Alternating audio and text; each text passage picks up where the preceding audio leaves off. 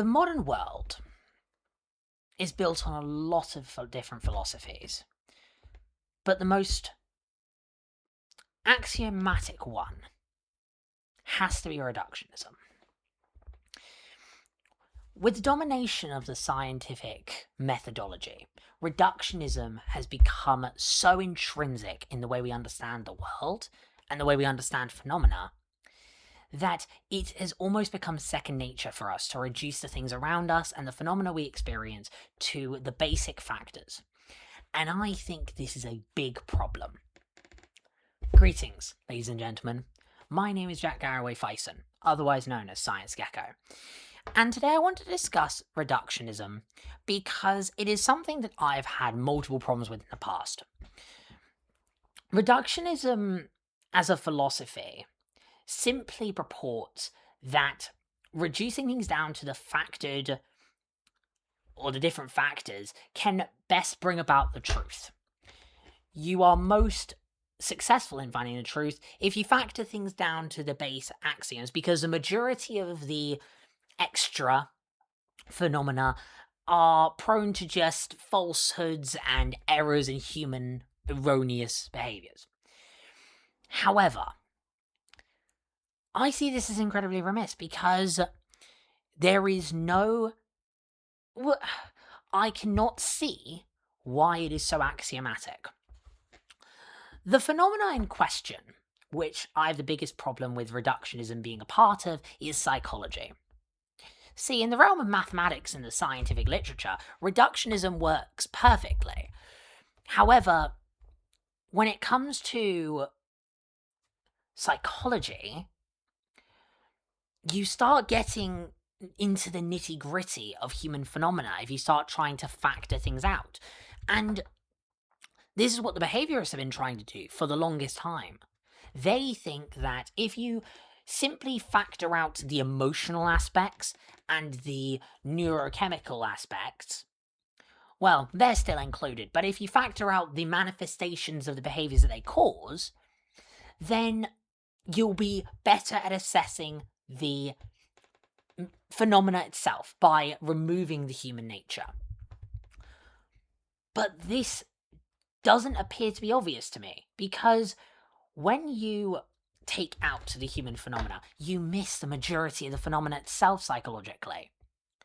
What do you actually get when you take out the human phenomenology and you are left with the neurochemistry and the action potential? Well, you get the material justification for human existence. But in doing that, are you not then removing the very thing you're studying? You're removing the human element.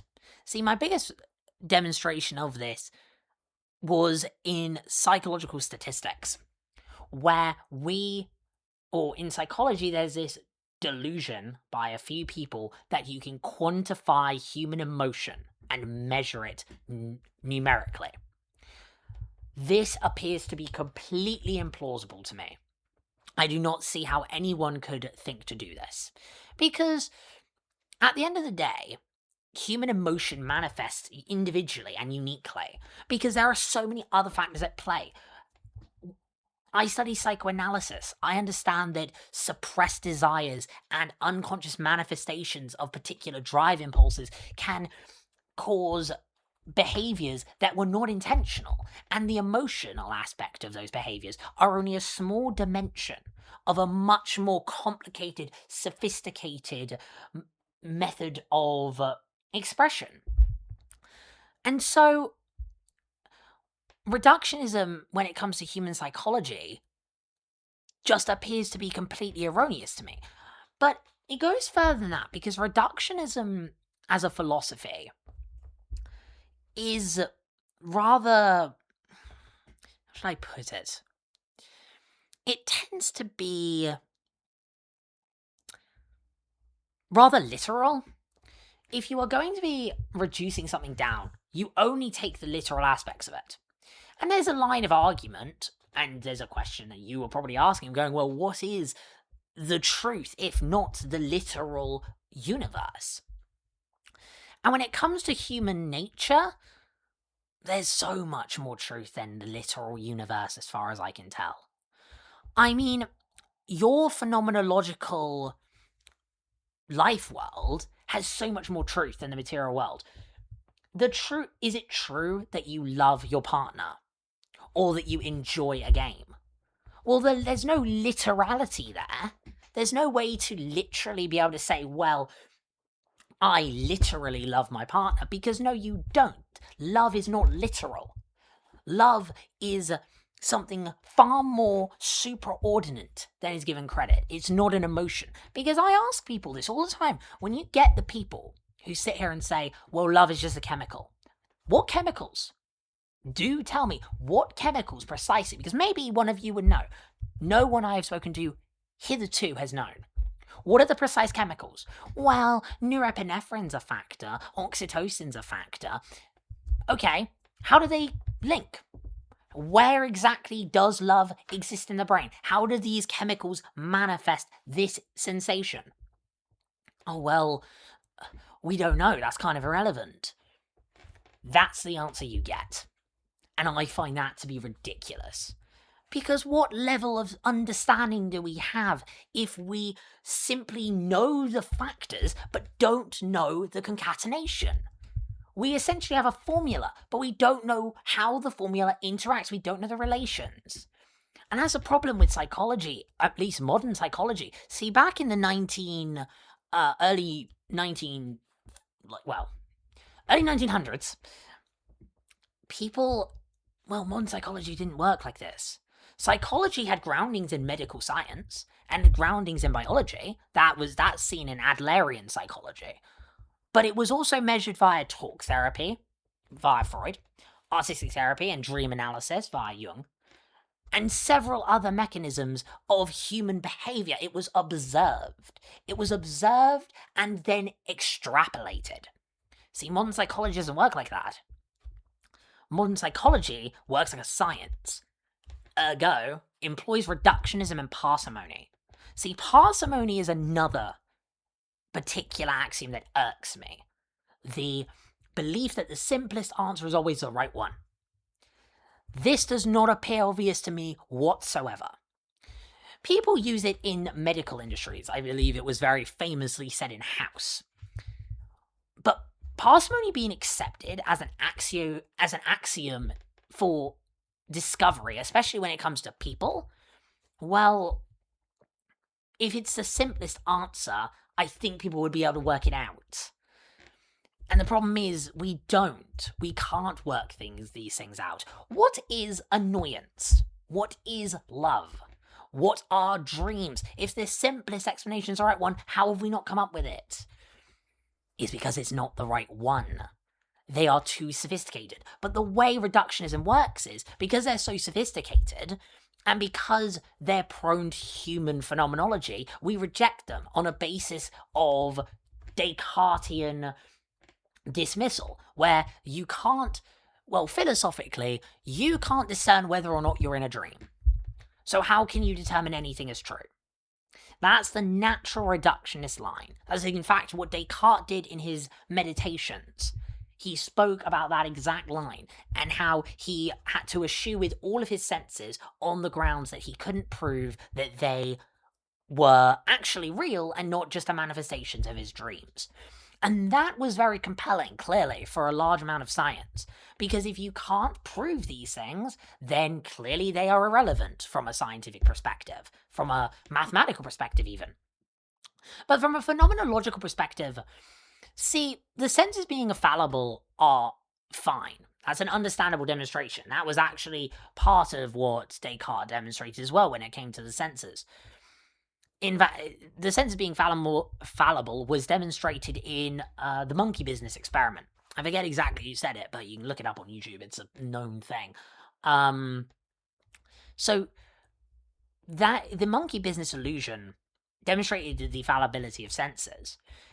And if you want to go under the assumption that then means, sorry, phone notification, that then means that the senses should be eschewed with, you can do that, But you're going to miss a large amount of phenomena by doing that. Because, well,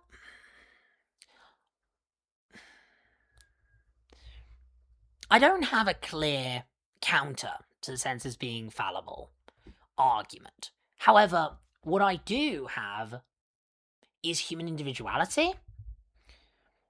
If the life world of a person and the experience that a person has affects them on a level of or on a psychodynamic and psychological level, then we're gonna acknowledge that, independent of whether the senses are seen as valuable.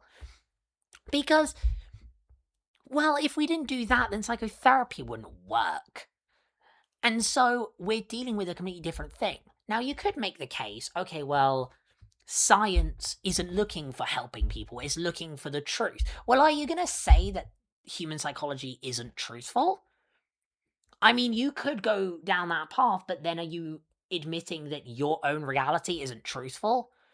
Are you willing to say that you're living a lie? I mean, if you want to go down that path, I strongly encourage you to read Nietzsche, because Nietzsche covers that in great detail in his book. I believe it was The Joyous Science, or The Gay Science, as it was formerly known as. That was best described there, because we all live by immensely erroneous errors all the time. And that's exactly what reductionism claims to eschew with. But in eschewing with it, you're also missing the bigger picture. As far as I conceptualize the world, phenomenology is just as important of a factor as scientific discovery. The problem is that with the philosophy of reductionism, they cannot be unified. Reductionism means that you have to get rid of phenomenology. Therefore, phenomenology rejecting reductionism, phenomenology has to reject science. That's it. It's a simple problem as that. Reductionism can't work both ways. The way I've made it work is separate the two domains. Reductionism works when you're dealing with the material universe and space, the literal objects. But when you are dealing with people, when you are dealing with phenomena, you have to take a phenomenological perspective out of it. You have to take a relative and more inclusive understanding of the human perspective. Factor in things like emotion and the psychological drives. Because if you don't, then you're not going to be looking at a person. You're going to be looking at a body, and that will not help anybody. See, something I have not mentioned in particular detail is mathematical reduction. Mathematical reduction is of great utility, and there's a lot in the universe that has come from mathematical reduction. And as we discussed in a previous video, I don't know why I'm getting so many notifications. As we discussed in a previous video, mathematics cannot be used to calculate people. Therefore,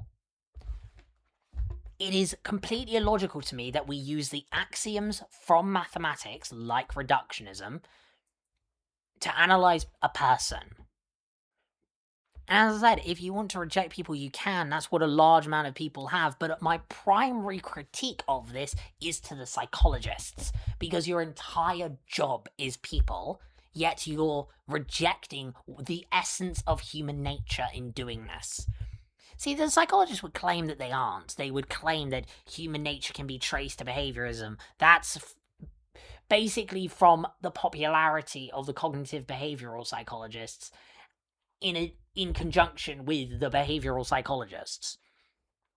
That was a whole idea proposed in the 1960s and was popularized in the 1950s by experiments done by B.F. Skinner, and I imagine you've probably heard of Pavlov's dog. So Pavlov himself was also a great contributor of the behavioral thinking.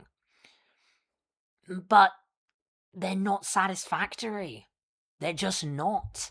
And it's not a good way to live, as far as I can tell. If you live reductionistically, you don't appreciate anything around you, in addition to living incongruently with what you actually are. The world around you is so much more rich than reductionism gives it credit for. Say, for example, the objects you have. A sign of reductionism from them is you naturally reducing them down to their financial benefit or the amount they cost. That's reducing something down to a concrete number. And what value does that actually give you? Aside from hierarchical success, and admittedly, financial hierarchical success when it comes to objects is not a very sophisticated hierarchy.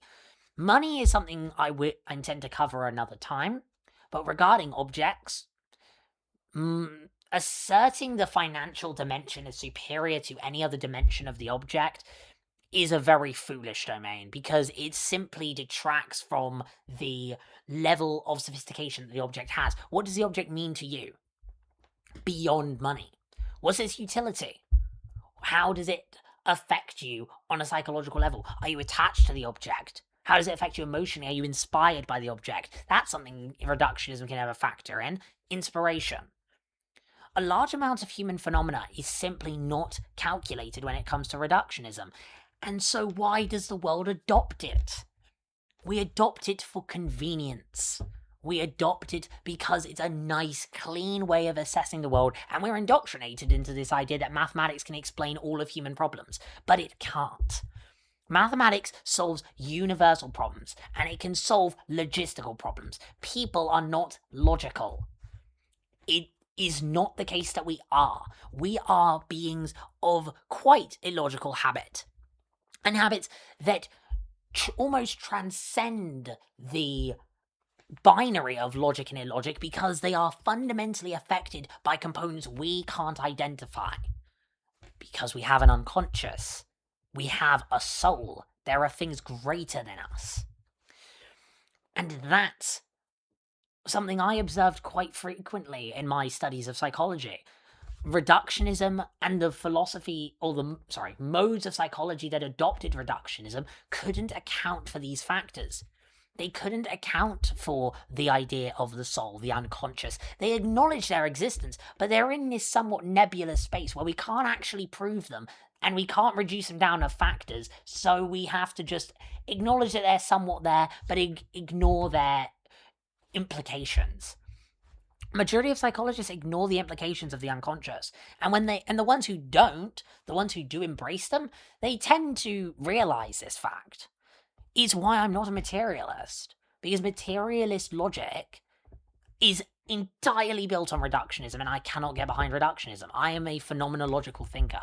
I am an abstract thinker. Reductionism has its place, but it's not in people. And so those of whom that employ it as a way to understand people, I have a problem with them. And I have a problem with the philosophy itself when it comes to people. See, Descartes, the founder of reductionism, the father of modern science, didn't even intend for reductionism to be an actual modus operandi. He intended it to be a test for himself to try to find a philosophical truth at the bedrock of everything. And as far as I've gathered from reading him, he fails to abstract a large amount of the details of the world. He takes everything very literally. That's seen in his whole discussion about God. Descartes employed God because, well, he rationally and logically demonstrated a literal God. But as far as I can tell, that was an immediate failure on his end. Because if you take a god literally, you are then omitting a large amount of the phenomena that's going to be attained by taking God as a symbolic archetype. Which is, as far as I can tell, which it is a view, but it's a less popular view than the God is a literal being. God is an archetype. That's a Jordan Peterson line of thinking, and it's not just Jordan Peterson. Jordan Peterson got it from a Christian line of thinking. I am not best familiar with it, but I agree with it. It's best to conceptualize a being of supreme perfection as something archetypal, a representation of phenomena. What phenomena? Well, the literature on this goes for consciousness and potential. And I think that's worthy of analysis. So in conclusion, reductionism has its place, but you should be very careful when employing it in your life and employing it to people. And if you have any further thoughts, do engage. Speak to me about anything I might have missed. Admittedly, this has not been the best video. I am feeling a little bit tired. I didn't have my cup of tea this morning. So, if I've made some mistakes, do inform me. But for now, I shall bid you all adieu.